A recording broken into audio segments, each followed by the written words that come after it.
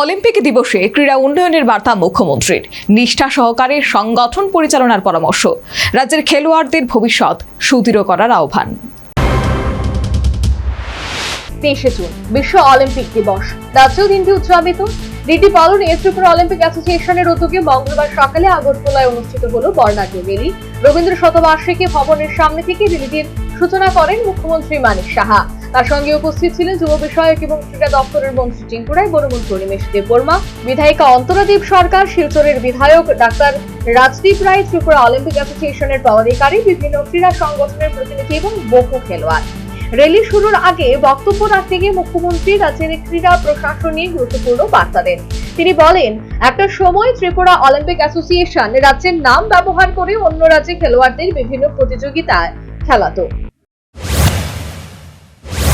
দীর্ঘ যুদ্ধের পর আজকের এই সিচুয়েশনটা এখানে এসেছে। এই অলিম্পিক অ্যাসোসিয়েশন নিয়ে এরকম দিন গেছে যে ত্রিপুরার এই অলিম্পিক অ্যাসোসিয়েশনের নাম দিয়ে অন্য প্রদেশের লোকদের খেলানো হয়েছে, আমরা সবাই জানি, এবং সবাই নিউজ পেপারে পড়তো বা বিভিন্ন সোশ্যাল মিডিয়াতে পড়তো, কিন্তু এটাকে কে করবে, কিভাবে করবে, কিন্তু সময় কথা বলে। এর জন্য আমাদের যে ইন্ডিয়ান অলিম্পিক অ্যাসোসিয়েশনের যিনি এখন সভাপতি রয়েছেন পিটি ঊষা মহোদয়া, ওনার সাথেও আমার কয়েকবার কথা হয়েছে এবং অনেক আইনি জটিলতা থেকে সেই বেড়াজাল থেকে বেরিয়ে আলটিমেটলি তার যে চিঠি আজকে আপনারা দেখেছেন, সেই চিঠির মধ্যে কি লেখা আছে যে Tripura Olympic association associate member of Indian Olympic association. এর থেকে বড় পাওয়া আর কি হতে পারে। কিন্তু এখন আর এসব চলবে না। ত্রিপুরা অলিম্পিক অ্যাসোসিয়েশনের পাশে থাকার বার্তাও দেন মুখ্যমন্ত্রী। মুখ্যমন্ত্রী আরো স্পষ্ট করে জানান, ত্রিপুরার প্রকৃত খেলোয়াড়রাই এখন থেকে রাজ্যের ইভেন্টে অংশগ্রহণের সুযোগ পাবেন। রাজ্যের ক্রীড়া স্বচ্ছতা এবং মর্যাদা রক্ষা করাই আমাদের লক্ষ্য। মুখ্যমন্ত্রীর এই মন্তব্যে স্পষ্ট, রাজ্যের খেলাধুলায় স্বচ্ছতা, জবাবদিহি এবং প্রকৃত প্রতিভাকে সামনে আনার উপর সরকার জোর দিচ্ছে। অনুষ্ঠানে নিজ বক্তব্যে যুব বিষয়ক এবং ক্রীড়া মন্ত্রী টিঙ্কু রায় বলেন, রাজ্যের ক্রীড়া উন্নয়নে বিভিন্ন প্রকল্প চালু করা হয়েছে।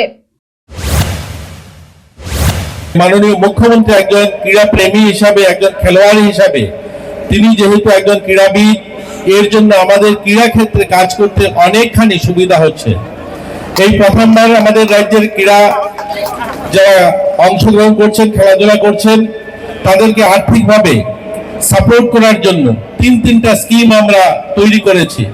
আপনারা সকলেই জানেন, জাতীয় স্তরে যে সমস্ত ছেলেমেয়েরা খেলাধুলায় অংশগ্রহণ করছে তাদেরকে গোল্ড মেডেল জিতলে পরে 1 লক্ষ টাকা, সিলভার জিতলে 50,000 টাকা, ব্রোঞ্জ মেডেল জিতলে 25,000 টাকা। এই যে স্কিমটা মাননীয় মুখ্যমন্ত্রী স্পোর্টস ডেভেলপমেন্ট স্কিমের মাধ্যমে আমরা সেটা করতে পেরেছি এবং সেটার জন্য তিনি কিন্তু অনুমতি দিয়েছেন, তার জন্য আমরা সেটা করতে পেরেছি। এদিনে র্যালি রবীন্দ্র ভবনের সামনে থেকে শুরু হয়ে আগরতলা শহরের বিভিন্ন পথ পরিক্রমা করে পুনরায় একই স্থানে এসে শেষ হয়। অলিম্পিকের আদর্শ, সুস্থ শরীর এবং ক্রীড়া চেতনা ছড়িয়ে দিতেই এই উদ্যোগ বলে জানিয়েছেন আয়োজকরা। Bureau report, news vanguard. Step into a place full of new ideas and opportunities at Techno India University Tripura, where you learn, grow and build your future. A place that truly helps your dreams become a reality.